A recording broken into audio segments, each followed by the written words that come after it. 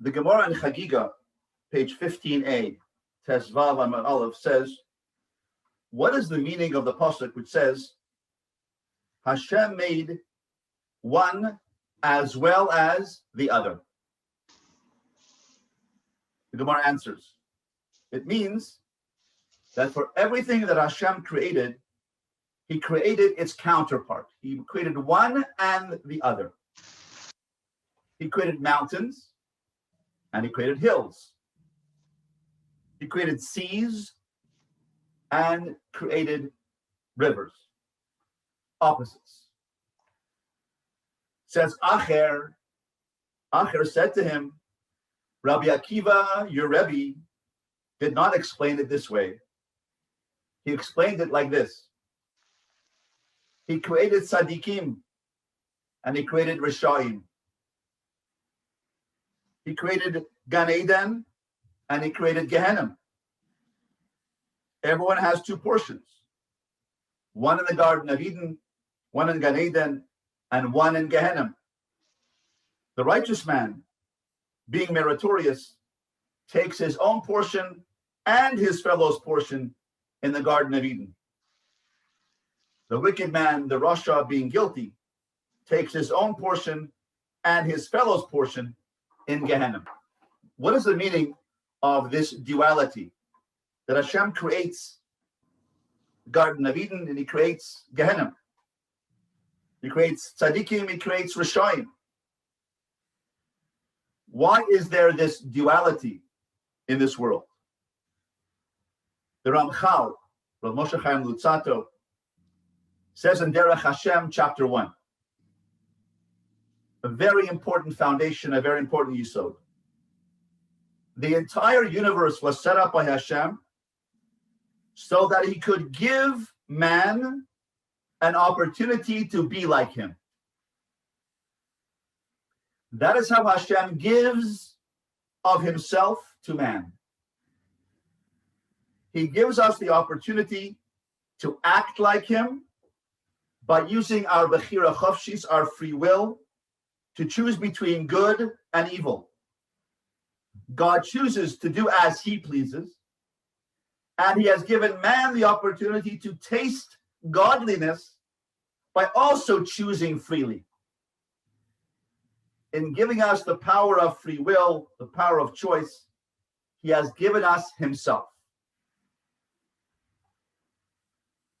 The best thing that Hashem can give us is not life, is not a home, is not a family, is not children. The best thing that God can give us, says the Ramchal, is a relationship with him. In other words, the best thing that God can give us is God himself. The highest thing that we can think about in our lives, the highest things we can dedicate ourselves to in our lives is service of Hashem. That is the hoiben. That is the best, the highest, the deepest, the most valuable thing that we can do. Out of necessity, therefore, in order to bestow himself on us, to give himself to us, Hashem had to create a counterpart world, a balanced world, good and evil, in order to put us in a position where we can choose between Tov and Ra.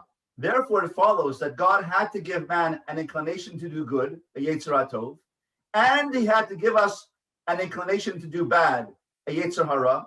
He had to give us a Yetzer Hara in order for us to have a balanced opportunity to be in the middle and choose. So here is our Yetzer HaTov, a little white floppy angel. Here is a Yetzer Hara, a little red man with a pitchfork. And they are making representations. They are two lawyers speaking to us. Us is the soul, the neshama, the self. And the Yetzer Hara is not us. The Yetzer HaTov is not us. They are inclinations. They are thoughts. They are malachim who make representations to us. These are malachim that God sent into the world. These are angels. These are agents of God, messengers of God. He sent into the world to allow us the opportunity, us, the soul, the opportunity to choose between the white positive angel and the red other angel. These two Yitzarim, that's why it says in the Torah, Vayitzer Hashem es Adam, Bitzalmo, with two Yuds. Says Rashi, Vayitzer, with a Yud, a Yetzer Tov, and Yud, Yetzer Ra. Vayitzer, with two inclinations, two Yuds, two mindsets. And by virtue of our actions, our choices, we either choose Tahara, which is called spiritual openness, or Tuma, we choose spiritual blockage. In this week's Parsha, we talk about the eating of kosher animals and the eating of non-kosher animals. When we eat non-kosher animals, we create Tum'ah. Tum'ah means spiritual blockage. As the Torah says in our Parsha, Shemini, Vayikra, chapter 11, Pasuk 8, Mibsaram lo sochilu, ubenivlasam lo sigau, temeim heim lachem. Of their flesh you shall not eat, and of their carcasses you shall not touch. They are spiritually blocked unto you. Notice we're defining Tuma, not as we traditionally hear the word Tuma as impure or unclean. Rather, we're talking about spirituality, whether it's spiritually open or spiritually closed. Tahara is spiritually open. Tuma is spiritually blocked or closed. Al tishaktsu es nafshoseichem b'chol asheretz hashoretz v'lo tit'amu b'hem v'nitmeisem bam. You shall not make yourselves detestable. Tishaktsu es nafshoseichem, with any swarming thing that swarms. Neither shall you make yourselves blocked with them. Lo tit'amu b'hem. Do not block yourselves with them. That you should become v'nitmeisem bam. You should become blocked because of them. The Gemara explains the concept of Tuma, which is spiritual blockage, and Tahara, spiritual openness, as follows. The Gemara in Yuma, page 39a, Lametes Lamed Aleph, says the following. Beis Yishmael, the house of Rabbi Yishmael, said, hate blocks the heart of man. Avera mitametes libo shel adam. Hate, Avera, blocks the soul of man.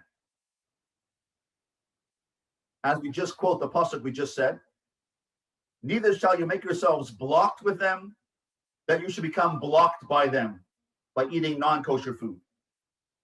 Says the Gemara, don't read the word v'nit meisem, that you should become blocked, but v'nit maitetem, that you should become dull-hearted. Chachamim Razal tell us, neither shall you make yourselves blocked, that you should become blocked thereby, spiritually blocked. If a man blocks himself a little, he becomes much blocked. If man blocks himself, blocks his heart, blocks his soul below, he becomes blocked from above. If he blocks himself in this world, he becomes blocked in the world to come. Therefore, Chazal tell us, says the Gemara, V'his kadishtem v'hisam kedoshim. Uplift yourselves, sanctify yourselves, open yourselves, kedusha, to be a holy people. And if a man mekadesh himself, he uplifts himself, he sanctifies himself a little bit, he becomes much sanctified, much kadosh. If he sanctifies himself below, he becomes sanctified from above. If he sanctifies himself in this world, he becomes sanctified in the world to come. This is the Gemara in Yuma, page 39a. Rashi and that Gemara explains the follows. The word v'nitmeisem is missing an aleph. In the Torah, it's spelled nun, tes, mem, taf, mem. V'nitmeisem. Says Rashi, it should have been spelled with an aleph. Nun, tes, mem, aleph, saf, mem. It is therefore meaning the root word of nitmeisem, which we usually explain as spiritually defiled, ritually unclean. That means blocked from spirituality.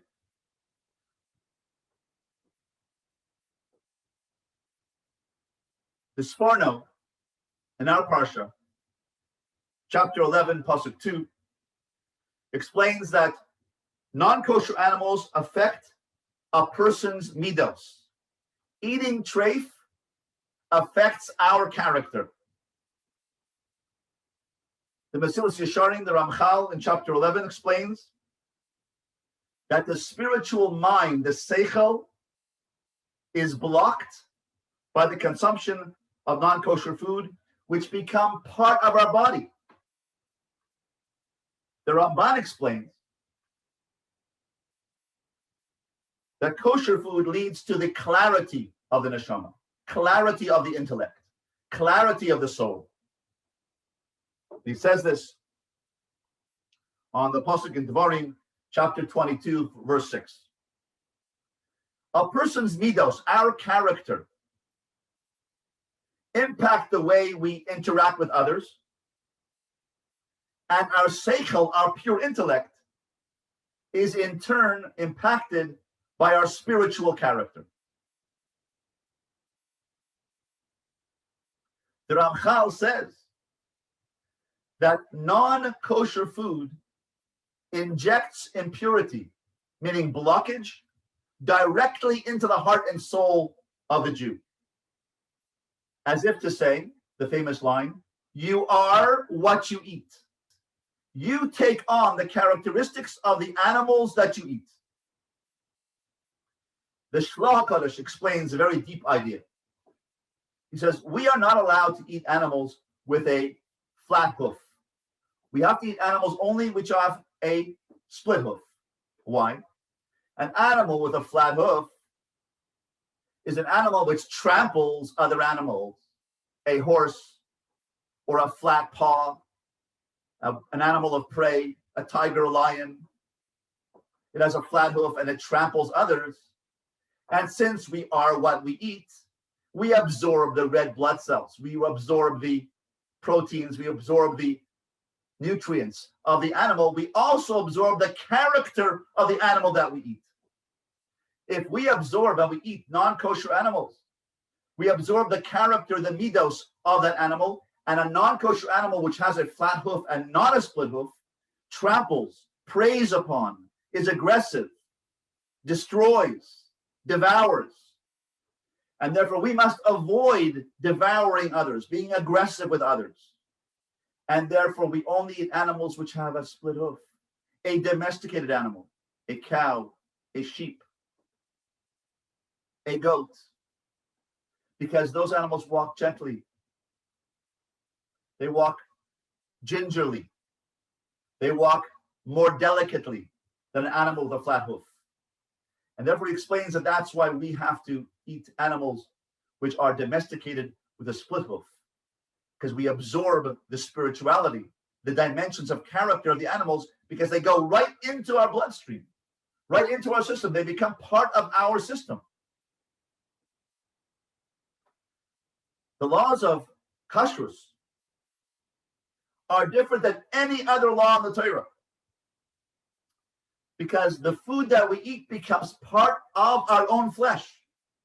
We absorb the meat. We absorb the nutrients of the animal, and it becomes incorporated into our muscle system, into our body system, into our protein system, into our bloodstream. It becomes part of us. It becomes integrated within our very life force. If we eat non-kosher animals, then the attributes of tuma, spiritual blockage, aggressiveness, or physicality for its own sake, that is the meaning of spiritual blockage. Tuma means physicality for the sake of physicality. That's what an animal which preys on other animals represents. It's physical, it has instinct, it preys on other animals. When we eat that, those nutrients, those spiritual nutrients, become part of our own spiritual system. Other negative commandments: do not make a fire on Shabbos. Do not build on Shabbos. Those things do not become part of our character. They remain acts that we do or don't do. They remain acts that we do and not that which we become. They do certainly impact upon us. They impact our personalities, but not in the same direct manner as do eating of non-kosher food. The Vilna Gaon explains that the source of all hate, the source of all of our missing the mark, of disconnecting with Hashem, comes from the nefesh habahamis, the animal soul within a person. The instinctive, impulsive, knee-jerk reaction self, the animalistic part of ourselves. This animalistic side of ourselves, the nefesh habahamis, does not have the benefit in the animal soul, in the animal kingdom, does not have the benefit of ruach, emotional awareness, or neshama, spiritual intellect. So animalistic instincts, when integrated within our being by eating non-kosher food, cause us to incline toward our nefesh habahamis, our animalistic instincts, our animal soul, and cause us to veer away from our spiritual goals and our spiritual destiny, represented by our ruach, our emotional selves, and our neshama, our spiritual destiny.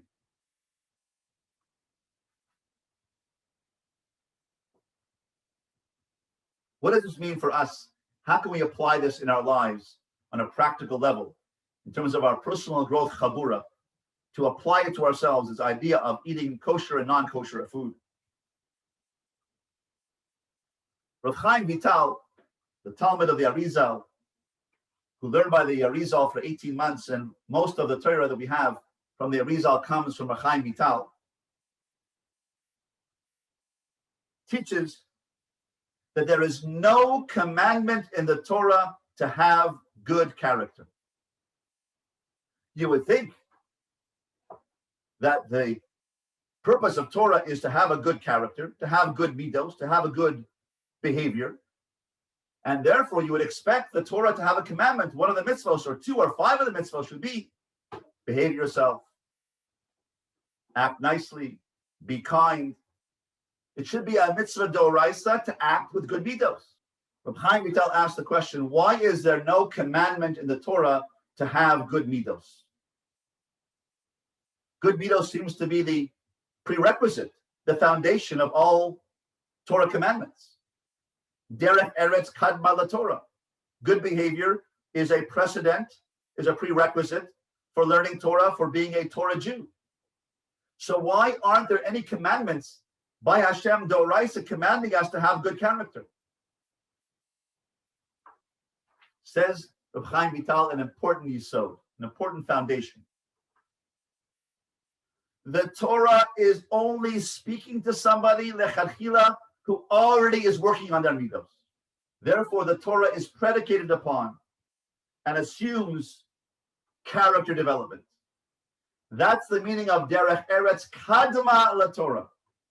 Good behavior precedes the Torah. Reb Chaim Vital says, if one has good midos, good character, it will lead to the performance of mitzvos. While having bad midos, bad character, is much worse than actual transgressions of the Torah. As the Gemara says in Shabbos, page 105b, and I'll quote the Gemara now. He who tears his garments in anger, who breaks his vessels in anger, and who scatters his money in anger, regard him as an oived avodah zarah, a person who worships idols, because such are the wiles of the Yetzer Hara. Today, the Yetzer Hara says to him, do this. Tomorrow, he tells him, do that. Until he bids him, go and serve idols. And he goes and he serves them. Rav Avin observes, where do we find this in the Torah itself? It says, Lo yevecha kel zar, v'lo tishtachaveh lakel nechar. There should not be within you a foreign god, and you shall not bow down to a strange god. Says the Gemara, who is the strange god, the kel nechar, that exists within us? This is the foreign god called the Yetzer Hara. The Melech Zakin Uksil. King Solomon, Shlomo Melech, in Koheles, calls the Yetzer Hara the Melech Zaken Uksil, the old and foolish king. Why is he called the old and foolish king? Because, says my Rebbe Rav Moshe Shapiro Zatzal, he says, everything that the Yetzer Hara offers you is old, but he dresses it up as something new. This is new. Oh, this kind of food, you have to have this new fusion Asian food, this new Chinese food, this new cheeseburger, this new bacon burger. This is new. This you got to have. This opportunity, this relationship, this is new. So the Yetzer Hara is called the Melech Zakein Uksil, the old and foolish king. He's foolish because whatever he has to offer is not new. He says it's new. He dresses it up as new, but it's not new. It's old. Everything he has to show us is old. Been there, done that, bought the t-shirt. We've had all those experiences. We can have all those experiences within the Torah. All the joys and all the pleasures and all the simcha and all the tastes can be done through the Torah. But he says, no. You haven't had this. That's why he's called a Melech Zakein Uksil, an old and foolish king. He's foolish because we have his number. We understand that whatever he has to say is going to dull, is going to block our spirituality. It's going to block our destiny of connection with Hashem. And therefore, it's foolish for us to listen to our negative inclination, although it is very strong, because we have a red inclination and we have a white inclination. A nice white floppy malach and a very stern-looking, enticing red malach over here. And he is red because red is the color of bolate. It is the most prevalent color. It is the most daring color. It is the most enticing and tempting color, red. That's why Esav was Edom, red, because he lived for this world, the temptations of this world. The Yetzer Hara says this, have this, now, live now. The Yetzer Tov says no, live for the destiny, live for a pathway, live for an approach, live for growth, live for midos development, live for service of Hashem, go beyond this world, live for bechora, birthright. Esav says, I don't need a birthright. I'm not looking about the next world. I'm not interested in the next world. I'm interested in now, this world. That's what the Yetzer Hara says. The Yetzer Hara says, look at now. Look at this. Have this now. Distract yourself from your journey. This is called spiritual blockage. When we're not open to spirituality, not open to destiny, not open to Hashem's plan, we get blocked. We eat treif. If we eat non-kosher food, then we become spiritually blocked because it becomes part of us and our flesh becomes more instinctivized, impulsivized, physicalized, concretized. And we become more inclined to look for zeh, this red, this thing now, this new thing that we see. We become more blocked from the goal, from the spirituality, from the destiny, which is self-development. Self-development requires self-control, self-discipline. The Torah Tavlin, the Torah itself is an antidote to the Yetzer Hara because it gives us guidance, gives us direction, it gives us pathway. And as we depart now from Pesach, on our way during Sfira, counting toward Matan Torah, counting toward the receiving of the Torah, there's a pathway, there's a counting of 49 days toward Matan Torah. There's a pathway of collecting days as we walk toward a destiny. Esav said to Yaakov, Yesh li Rav, I have many. I have lots of things. Yaakov said, Yesh li Kol, I have everything. Yesh li Rav means I have many, many things. I want many, many disparate items. I collect things. I want things of this world. Yaakov said, Yesh li Kol, I have everything. I want Kol. Chaf Lamed, I want 50. Chaf is 20, Lamed is 30. I want Kol, I want everything. I want everything, which means the relationship with Hashem. It's a famous story told of a man who saves the king's life. The king said, come tomorrow, I'm going to reward you. So all night long, he was tossing and turning. What should I ask for? He thought about it. In the morning, 7 a.m., he got up and he walked to the king's palace and was escorted into the beautiful palace of the king. And he came into an antechamber where he was waiting to enter into the hall to meet the king. And he came to the antechamber and said, this is a chamber made of gold. I'm going to ask the king for gold. I'm going to ask the king for a whole room full of this antechamber, which is, I'll transport the antechamber to my house. I'll have all this gold. Then he was led into a larger room where there were golden chairs and golden tables, golden chandeliers, golden walls. Everything was gold. He said, I'm not going to ask for an antechamber. I'm going to ask for a room like this full of gold tables and chairs and chandeliers. I'll be a rich man. He came before the king on his throne and said, my son, you have saved my life. I owe you my life. I want to offer you whatever you ask for. What do you want of me? Ask, and I will give you whatever you wish. The man looked down, turned to the king and said, Your Majesty, I want to marry your daughter. Why should I ask for things when I can have everything? I want to marry your daughter. I want not things in life. I want kol. I want everything. Everything means I want a relationship with the master of kol, Chaf Lamed. The Ramban tells us the word kol, hakol yoducha, v'kol yishabchucha. All praise you and all recognize you. The word kol, bakol mikol kol, is a Kabbalistic reference to Klal Yisrael. Kol means Knesses Yisrael. We are kol. And when we connect ourselves with kol, when we connect ourselves with the master of all, the master of kol, then we have a relationship with everything. The greatest thing Hashem can give us is himself. And our desire is to count toward, in Sfira, count toward kol, count toward the 50th day. That's everything.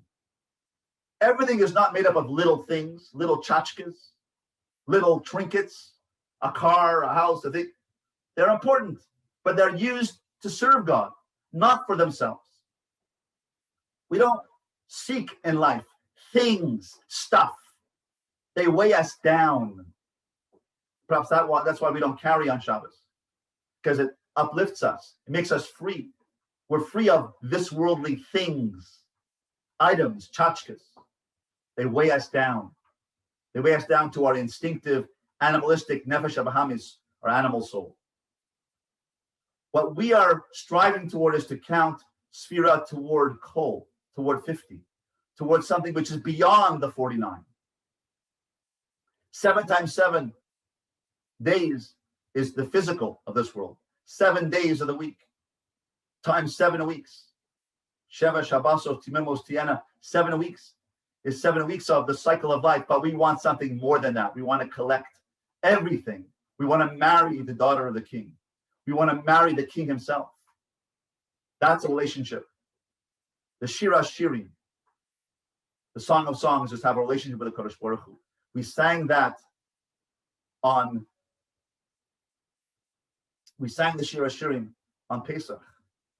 And we're on our way to singing the Shira of Rus, the song of wherever you go, I will go. Your people are my people. Your God is my God. Where you live, I will live. Where you lodge, I will lodge. Where you die, I will die.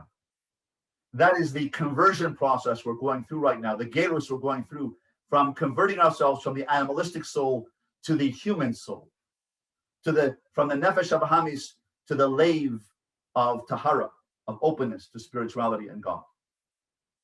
May we walk that pathway toward ruchnius, toward the openness of tahara, of spiritual openness, and work on ourselves during this sphera, counting toward the spiritual destiny that each of us has, of making a spiritual contribution to Hashem's world, to growing in character, growing in development, becoming the best person we can become.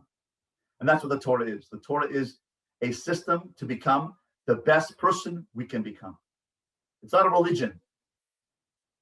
It's a system of personal growth that Hashem has given us so that we can be like him. And the best thing we can have in life is a relationship with Hashem. The best thing God can give us is himself, which means a relationship with God, to be like him, to act like him.